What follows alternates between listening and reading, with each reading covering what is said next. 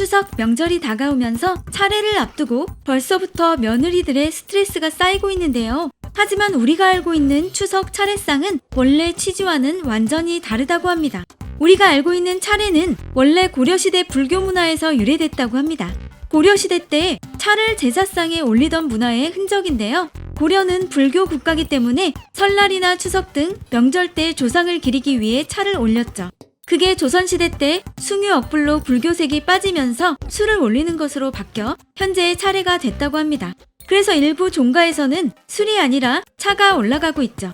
아직도 차를 올리는 차례가 존재하고 있는데요. 차례상 역시 우리가 알고 있는 것과 많이 다릅니다. 홍동백서 조율예시 알고 계시죠? 붉은 과일은 동쪽에, 하얀 과일은 서쪽에 둔다는 게 홍동백서인데요. 이런 전통 상차림이 1969년 3월 1일 박정희 정권에 의해 공포된 건전 가정 의례 준칙과 8, 90년대 언론 등에서 몇몇 가문의 제사상 차림을 종합해 이런 상차림이 좋다고 널리 퍼뜨린 표준 규격일 뿐입니다.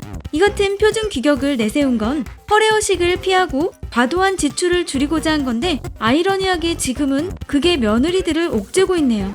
사실 제사상에 홍동백서 조율이시는 아예 존재하지도 않았다고 합니다. 다만 전통적인 유교 집안에서는 조상님들이 생전에 먹고 싶었던 음식을 갖고 차례상을 만들었다고 하는데요. 그래서 유학자들은 조상님들이 생전에 먹었던 음식으로 상차림을 하라고 합니다.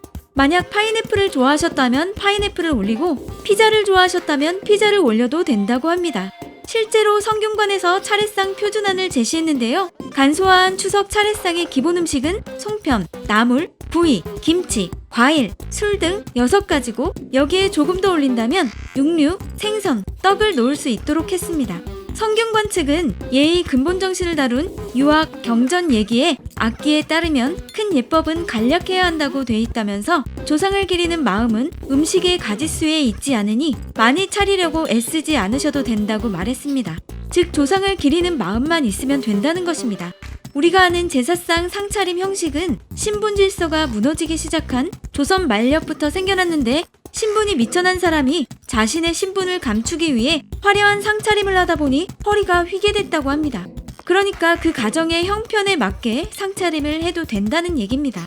유학자들이 얘기하는 건 그 집안에 맞게 상차림을 하고 격식을 굳이 따질 필요가 없다는 거죠. 아직도 일부 집안에서는 제사나 차례를 장남이나 아들만 지내는데요. 사실 조선 중기까지만 해도 아들은 물론 딸이 제사나 차례를 지냈다고 합니다. 심지어 장남이 지내는 게 아니라 돌아가면서 차례와 제사를 지냈는데요. 만약 아들이 없고 딸만 있다면 딸이 제주를 맡기도 했다고 합니다. 돌아가면서 제주를 맡는 경우를 윤회봉사, 딸의 자손이 지내는 경우는 외손봉사, 죽은 장자의 부인이 지내는 경우는 총부봉사라고 불렀다고 합니다. 심지어 외조카가 제주를 맡거나 사위가 처가의 제사를 모시는 경우도 흔했다고 합니다.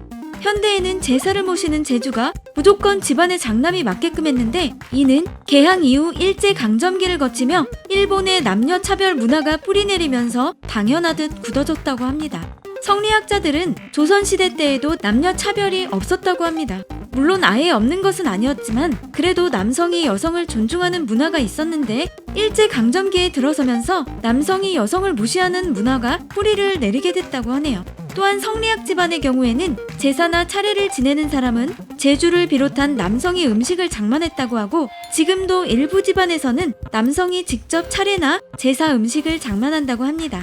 자신의 조상을 기리는 차례와 제사는 자신이 직접 해야 한다는 인식 때문이죠. 최근 들어 제사와 차례가 점차 간소화되고 있습니다. 일부에서는 아예 제사와 차례를 지내지 않기도 하죠. 일부 집안에서는 제사와 차례를 지내더라도 제사 음식을 구입해 차례와 제사를 지내는 경우도 있다고 합니다. 차례를 지내는 장소나 음식보다 조상을 기리는 마음이 중요합니다. 그리고 남편 여러분, 올 추석 때에는 집안일 많이 도와주시고 추석 연휴 끝나면 아내의 어깨를 주무르며 이번에도 고생 많았다고 말 한마디라도 해주세요. 말 한마디가 천냥빛을 갚는다고 하잖아요. 여러분 명절 잘 보내시고요.